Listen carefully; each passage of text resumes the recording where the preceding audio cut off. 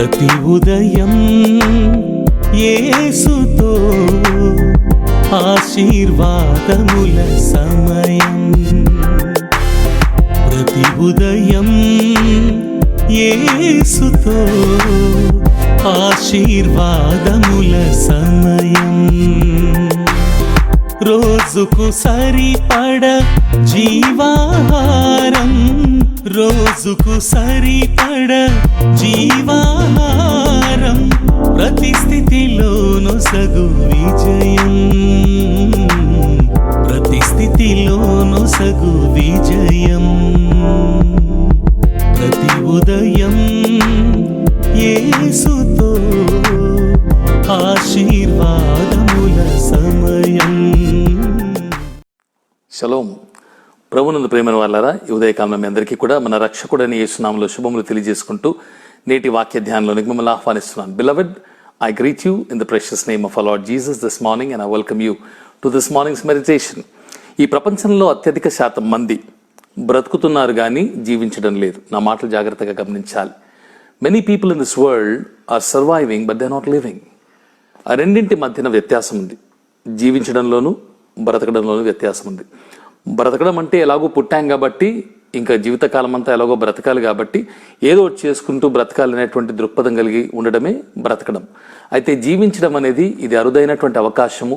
ఈ జీవితం ఒక్కసారి మళ్ళీ రాదు అనేటువంటి దృక్పథం కలిగి I should make the most out of every moment, ప్రతి క్షణాన్ని కూడా నేను అద్భుతంగా వాడుకోవాలి నా జీవితం అనేటువంటి దృక్పథాన్ని కలిగి ఉండడము అది జీవించడం. Many people think that living and surviving are the same, but they're not. There's a difference between two. Surviving is because we have somehow been born into this world. We need to get along with life and make sure that things happen. So we indulge in different roles, do many things and make sure that we move along in life. But that is not actually living. That is surviving. Whereas life is all about making the most of every moment that life has got to offer. It means despite various situations, we try to make the most of whatever has been given to us because this life is just once. This is just one life. ప్రియమైన వాళ్ళారా, ప్రపంచంలో ఎవరే విధంగా ఉన్నా కూడా బాధాకరమైన విశేషం ఏంటంటే క్రైస్తవులు ఈ సత్యానికి అతీతులు కారు. Christians are no exception to this phenomenon sadly. జీవితం యొక్క విషాద సత్యము అది త్వరగా గతించిపోవడంలో లేదు కానీ మనం ఆలస్యంగా ప్రారంభించడంలో ఉన్నది. జాగ్రత్తగా నా మాటలు గమనించాలి. జీవితం యొక్క విషాద సత్యము అది త్వరగా గతించిపోవడంలో లేదు కానీ మనం ఆలస్యంగా ప్రారంభించడంలో ఉంది. చాలా మంది జీవితం అయిపోతూ ముసలితనం వచ్చేసాక లేకపోతే అనారోగ్యం పాలైపోయిన తర్వాత అయ్యో ఏం బ్రతికాము, అసలు ఏం చేసాము, ఇంత ఫాస్ట్గా అయిపోయే రోజులు, ఆయుష్కాలం అంతా అయిపోయిందే, సమయం ఉంటే ఇంకా అది చేసేవాళ్ళం ఇది చేసేవాళ్ళని చెప్పి బాధపడతారు చూడండి. అప్పుడు ప్రారంభించడం అనేది అది ఆలస్యం. అయితే ఊహ తెలిసింది మొదలుకొని జీవితం ప్రతిరోజు సమయాన్ని సద్వినియోగం చేసుకోవడమే జీవించడం. Many times we think the tragedy of life is actually because it ends soon. But it's not so. The tragedy of life is not that it ends so soon, but that we wait for so long to actually begin it. When our life is at the end, we're almost towards the end, then we realize that we have wasted a lot of time and that our lifespan has come to end so quickly. What have we done? We have not enjoyed life really. If I get another chance, I'll do this, I'll do that and whatnot. But you've already got a chance and you walk that road.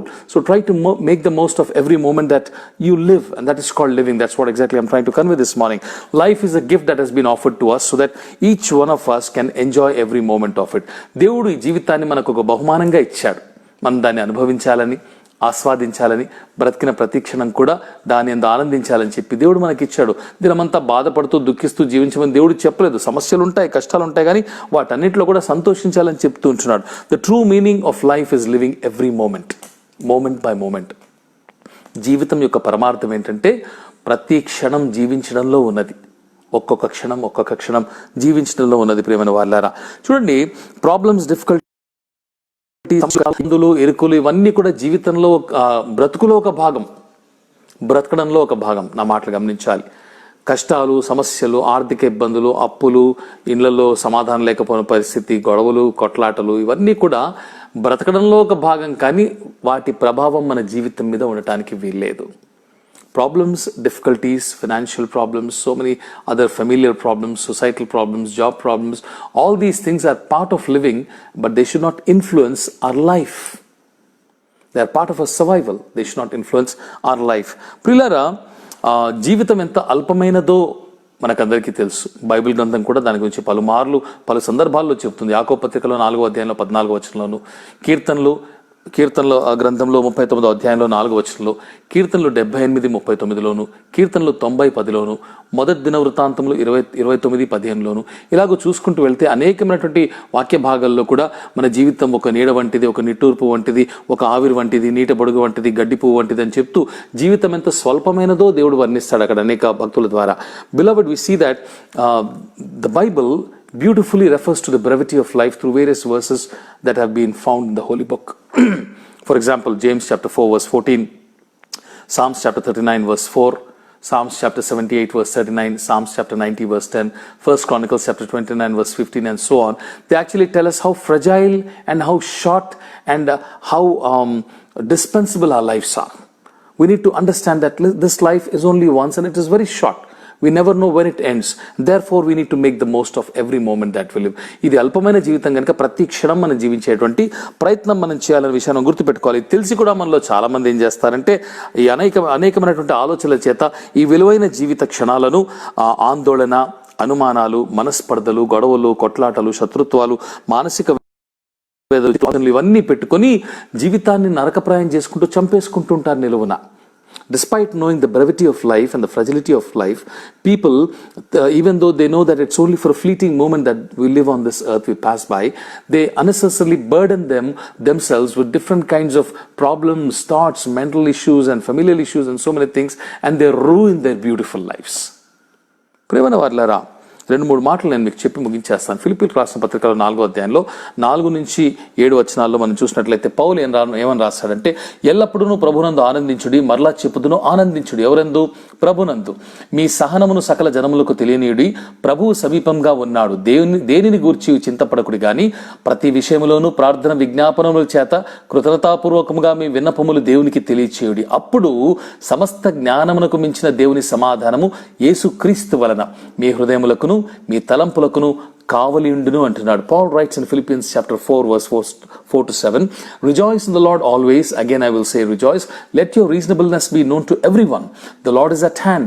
Do not be anxious about anything, but in everything by prayer and supplication with thanksgiving let your requests be made known to God, and then the peace of God which surpasses all understanding will guard your hearts and your minds in Christ Jesus. కాబట్టి ప్రభునందు ఉండేటువంటి మనము ఆయనను బట్టి ఆయనందు ఆనందించాలి, ఎల్లప్పుడూ ఆనందించాలట. పరిస్థితులు ఎలా ఉన్నా కూడా మన సహనము సకల జనములకు తెలియనిచ్చే విధంగా మనం సంతోషంగా ఉండాలి. అరే ఏంటి వీడు ఇన్ని కష్టాలు, ఇన్ని ఇబ్బందులు ఉన్నా కూడా ప్రతిరోజు ఇంత జాయ్ఫుల్గా, ఇంత సంతోషంగా ఉంటాడని చెప్పి మన చుట్టూ ఉన్నటువంటి వారు ఆశ్చర్యపోయి ముక్కును వేలేసుకునే విధంగా ఉండాలట. కింద ఉన్నటువంటి వచనాల్లో కూడా అదే అధ్యాయంలో 11-13 వచనాలు కూడా పౌలు అంటాడు, నేను ఏ స్థితిలో ఉన్నను, ఆకలి, దప్పులు, బాధలు, వస్త్రహీనత, అనేకమైనటువంటి ఉపద్రవాలు, ఇటువంటి సమస్యలు అన్నింటిలో కూడా ఉన్నను, నేను సంతృప్తి కలిగి ఉండటం ఎరుగుదును అంటాడు. Paul also further goes on to write his own experiences in the same chapter from verses 11-13, where he says that not that I'm speaking of being in need, for I have learned in whatever situation to be content. He has been through various kinds of difficulties in life, through the lowest point in life, through various kinds of persecutions, through many kinds of difficult situations in life, but in all that he has learned to be contented and happy, because he knows that the greatest thing in this world is to be happy and rejoice in the Lord. దేవునింద ఆనందించడమే చాలా సంతోషకరమైన విషయంగా అతడు ఎంచినట్టుగా మనం చూస్తున్నాం. అలాగే 1 తిమోతికి రాసినటువంటి పత్రికలు కూడా 6వ అధ్యాయంలో 6-11 వచనాల్లో పౌలు రాస్తాడు, సంతుష్టి సహితమైన దైవభక్తి గొప్ప లాభ సాధనమై ఉన్నది. మనం ఈ లోకంలోనికి ఏమీ తెలియదు, దీనిలో నుండి ఏమీనూ తీసుకుని పోలేము. కాగా అన్న వస్త్రములు గలవారమై ఉండి వాటితో తృప్తి పొంది ఉందుము. ధనవంతులగుటకు అపేక్షించువారు శోధనలోను, ఊరిలోను, అవివేకయుక్తములను, హానికరములైన అనేక దురాశలలోనూ పడుదురు. అట్టివి మనుషులను నష్టంలోను, నాశనంలోను ముంచివేయును. ఎందుకనగా ధనాపేక్ష సమస్తమైన కీడులకు మూలము. కొందరు దాన్ని ఆశించి విశ్వాసము నుండి తొలగిపోయి నానా బాధలతో తమను తామే పాడు చేసుకునేది, లేకపోతే పొడుచుకునేది. దైవజనుడా, నీవైతే వీటిని విసర్జించి నీతిని, భక్తిని, విశ్వాసము, ప్రేమను, ఓర్పును, సాత్వికమును సంపాదించుకుంటకు ప్రయాసపడుము. 1 Timothy chapter 6 verses 6-11, Paul writes that now there is a great gain in godliness with contentment, for we have brought nothing into the world and we cannot take anything out of this world. ఈ లోకంలోనికి ఏమీ తీసుకురాలేదు, ఏమీ తీసుకువెళ్ళలేదు కనుక యాత్రికులు ఎరిగినటువంటి వారి బ్రతుకు దినములంతా కూడా ప్రతి క్షణము సంతోషంగా, ఆనందంగా ఉండాలి. It's a mental thing. అది ఒక పాజిటివ్ మైండెడ్నెస్ అనేది ఒక దృక్పథం, జీవితం పట్ల మనం కలిగి ఉండేటువంటి దృక్పథాన్ని బట్టి ఉంటుంది. చాలా మంది సత్యం ఎరగక ఈ తృణప్రాయమైనటువంటి జీవితంలో కుటుంబాల్లో లేనిపోని కలహాలు, అనుమానాలు, గోటితో పోయేదాన్ని గొడ్డల దాకా తీసుకువెళ్ళేటువంటి గొడవలు, కొట్లాటలు, విడదీసుకోవడము, వైపరీత్యాలు, అలాగే శత్రుత్వాలు, వైరాలు పెంచుకుంటూ మనోవేదనలకు గురవుతూ మానసికంగా ఒత్తిళ్లకు గురైపోతూ అయ్యో ఈ లోక భారం నేను మోయలేకపోతున్నా అని చెప్పి ఒత్తిడికి తాము గురైపోవారుగా ఉంటున్నారు. ప్రియమైన వారులారా, నా మాటలు జాగ్రత్తగా గమనించండి. దేవుని సేవకుడిగా చెప్తున్నాను. నేను కూడా నా జీవిత యాత్రలో ఇంతకాలము అనేకమైన అనుభవాలు కూడా వెళ్ళాను. నన్ను కూడా చాలామంది గాయపరిచారు, చాలామంది రకరకాలుగా నన్ను చేయి వదిలేశారు. నా అనుకున్న వారే నాకు దూరం అయిపోయారు. నేను ప్రేమించిన వారు నాకు శత్రువులు అయిపోయారు. అన్ని రకాల అనుభవాన్ని కూడా వెళ్ళాను. కలిమిలో ఉన్నాను, లేమిలో ఉన్నాను, ఉపద్రవాల్లో ఉన్నాను, కష్టాల్లో ఉన్నాను, ఆకలి దప్పుల్లో ఉన్నాను, పస్తులు ఉన్నాను, రకరకాల భయంకరమైన పరిస్థితుల్లో నేను ఉన్నాను, శోధనలో గుండా వెళ్ళాను, ఒంటరితనంలో ఉన్నాను, కన్నీటి దుఃఖపు లోయల్లో నేను ప్రయాణం చేశాను. అయితే వాటన్నిటి ఎందుకు కూడా నేను ప్రభునందు ఆనందించడం నేర్చుకున్నాను. కనుక ఈ దినాన ఏమున్నాను ఏమి లేకున్నాను నేను కలిగినటువంటి నా దేవుని బట్టి సంతోషంగా ప్రతి క్షణాన్ని ఆనందమయం చేసుకోవటానికి నా భార్య, నా బిడ్డలతో, నా కుటుంబీకులతో, నా సంఘంతో, నా సంఘస్థులతో, తోటి విశ్వాసులతో, తోటి సేవకులతో నిత్యము ఆనందంగా ఉండటానికి ఆశపడేవాడిగా నేను ఉంటున్నాను. కాబట్టి నా మాటలు జాగ్రత్తగా గమనించండి. చివరిగా 2-3 మాటలు నేను చెప్పి నేను ముగించి వేస్తాను. ప్రేమైనటువంటి వారులారా, చూడండి, ఇది ఒకే ఒక జీవితం. మనం మరలా భూలోకం మీదకి ఈ విధంగా రాము. దేవుని చిత్తమైతే ఈ జీవితం తర్వాత పరలోకమో నరకమో ఆయన మన క్రియల్ని బట్టి, మన ఆత్మీయ జీవితాన్ని బట్టి, మన రక్షణ అనుభవాన్ని బట్టి నిర్ణయిస్తాడు. కాబట్టి అది వేరు, అది తర్వాత. అయితే బ్రతుకున్న దినములు ఇది ఒకే ఒక జీవితం అని ఎరిగినటువంటి వారమై దీన్ని సద్వినియోగం చేసుకోవాలి. వీలైనంత మట్టుకు అందరితో సమాధానంగా, సంతోషంగా బ్రతికే ప్రయత్నం చేయాలి. సర్దుబాటు చేసుకుని బ్రతికేటువంటి ప్రయత్నం చేయాలి. This life is just once. It is just one life. We will not be returning back to earth in this human form again. If ever, if at all, due to our experience of salvation, due to our spiritual life, or due to our obedience to God, we might be in heaven, or if we are otherwise, we may go to hell. But we are not going to come back to earth again as humans. This is only once. That's the reason why I'm telling that we need to make most of every moment in our life. Live life to the fullest. Enjoy this beautiful gift called life. కాబట్టి ప్రియమైన వాళ్ళ ఒక చిన్న దృష్టాంతం చెప్పి నేను ముగిస్తాను. ఒకసారి ఒక హాస్పిటల్లో ఒక వార్డులో 2 పేషెంట్లు ఉన్నారంట. ఆ వార్డులో ఒకవైపున మాత్రమే కిటికీ ఉన్నది. ఆ కిటికీ పక్కన ఉన్నటువంటి మంచం మీద ఒక పేషెంట్ ఉన్నాడు. మరోవైపు గోడ మాత్రమే ఉంది, కిటికీలు ఏమీ లేవు. అక్కడ ఒక మరో పేషెంట్ మంచం మీద ఉన్నట. అయితే గోడ వైపు ఏమీ లేనటువంటి పరిస్థితిలో ఉండేటువంటి పేషెంట్ కిటికీ దగ్గర ఉన్నటువంటి పేషెంట్ని చూసినప్పుడు ఆ పేషెంట్ ఎప్పుడు కూడా కిటికీలోంచి బయటికి చూస్తూ సంతోషంగా, నవ్వుతూ, ఆనందంగా ఉండేవాడంట. అతనితో మెల్లగా పరిచయం చేసుకుని మంచం మీద పడుకొని అతను అడిగేటువంటి వాడంట. అవతల నీకేం కనిపిస్తుందని చెప్తే అవతల కిటికీ పక్కన ఉన్నటువంటి పేషెంట్, అయ్యో కిటికీ బయట చాలా మంచి చక్కని తోట ఒకటి ఉంది, ఆ యొక్క చక్కని నందనవనంలో చాలా మంది కుటుంబీకులు వచ్చి సంతోషంగా ఎంజాయ్ చేస్తున్నారు, ఆ పార్కులో కుటుంబాలు వస్తున్నాయి అని అలాగా ప్రతిరోజు ఒక్కొక్క కథ చెప్పేటువంటి వాడంట. ఇదిగో ప్రస్తుతం ఒక కారులో ఒక కుటుంబం వచ్చి దిగారు, వాళ్ళు అక్కడ ఐస్ క్రీమ్ కొని తింటున్నారు, చక్కగా ఆనందిస్తున్నారు అని రకరకాల సందర్భాలు చెప్తూ సంతోషంగా మాట్లాడేటువంటి వాడంట. అందును బట్టి ఈ గోడ పక్కన ఉండేటువంటి రోగి క్రమక్రమంగా ఆరోగ్యంలో మెరుగు పొందుతూ బాగుపడడం ప్రారంభమైందట. ఒకరోజు ఏమైంది, హఠాత్తుగా అనుకోకుండా కిటికీ పక్కన ఉన్నటువంటి పేషెంట్ చనిపోయాడు. అయితే ఈ వ్యక్తి చాలా బాధపడ్డాడు. అయ్యో ఎంత మంచి వ్యక్తి కదా, నిత్యము కూడా నాకు మంచి విషయాలు చెప్తూ ఉండేటువంటి వాడు కిటికీలోంచి చూచి అతను చనిపోయాడని చెప్పి బాధపడి ఆ తర్వాత ఆ నర్సుని అన్నాడంట, అమ్మ అతను ఎలాగూ చనిపోయాడు కాబట్టి దయచేసి వచ్చేలాగా వేరే పేషెంట్ వచ్చేలాగా నన్ను ఆ బెడ్కి షిఫ్ట్ చేస్తారా, ఇట్స్ రిక్వెస్ట్ అని అడిగాడంట. అప్పుడు నర్సు ఓకే అని చెప్పి అటెండర్ని పిలిపించి తన్ని అక్కడికి షిఫ్ట్ చేసి కిటికీ పక్కన ఉన్న బెడ్ మీద వేసిందట. అంతవరకు ఊపిరి బిగపెట్టుకొని కిటికీ అవతల ఏముందో మొదటిసారిగా నిలబోతున్నానని ఎంతో ఆసక్తితో, ఆనందంతో ఆ పేషెంట్ కిటికీ నుంచి బయట తొంగి చూశాడట. చూస్తే ఏం కనిపించిందో తెలుసా?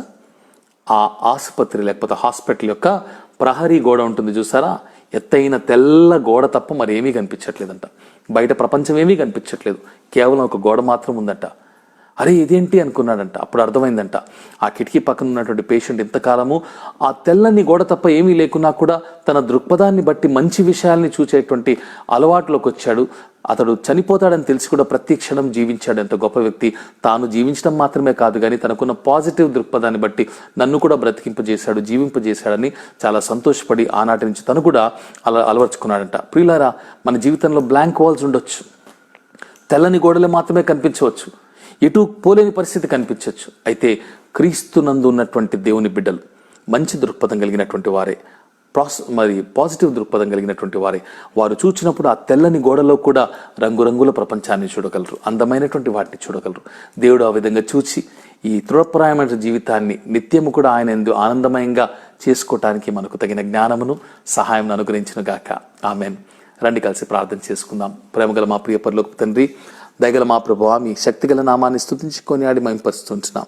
అయా, ఈ లోక సంబంధమైన వాటి యందు మేము మనసు ఉంచక నీ యందు మాత్రం మనసుంచొచ్చు, నీ మాటలు లక్ష్య పెట్టొచ్చు, ప్రాణాత్మ దేహాలు నీకు సమర్పణ చేసుకుని జీవించాలని నీ వాక్యం సెలవిస్తుంది. అయినను అందును బట్టి నాయన మేమేదో దుఃఖితులమై జీవించాలని నీ ఉద్దేశించలేదు, కానీ మేము నిత్యము కూడా నీ యందు ఆనందంగా ఉండాలని, సంతోషంగా ఉండాలని, ఈ లోకంలో శ్రమలు, ఇరుకులు, ఇబ్బందులు, సమస్యలు కలిగినను వాటిని నిర్లక్ష్యం చేసి నిన్ను బట్టి నిత్యము సంతోషించచ్చు, మా జీవితంలోని ప్రతి ఒక్క క్షణంలోని మాధుర్యాన్ని ఆస్వాదించవచ్చు, మేమెంతో సంతోషంగా జీవించాలని మరొక మారు నీ వాక్యాలను బట్టి మాకు జ్ఞాపకం చేశావు. నీకు స్తోత్రాలు ప్రభువా. నాయన, అల్పమైనటువంటి జీవితం కొరకు మేము వెంపర్లాట మానివేసి నాయన ఈ జీవితంలోని ప్రతి క్షణము నిన్ను బట్టి ఆనందించే జ్ఞానమును, కృపను, సహాయమును మాకు దయచేయమని మా రక్షకుడు మా ప్రభుని యేసు నామములో ప్రార్థన చేసి స్తుతించి అడిగి పొంది ఉన్నాము తండ్రి. ఆమెన్.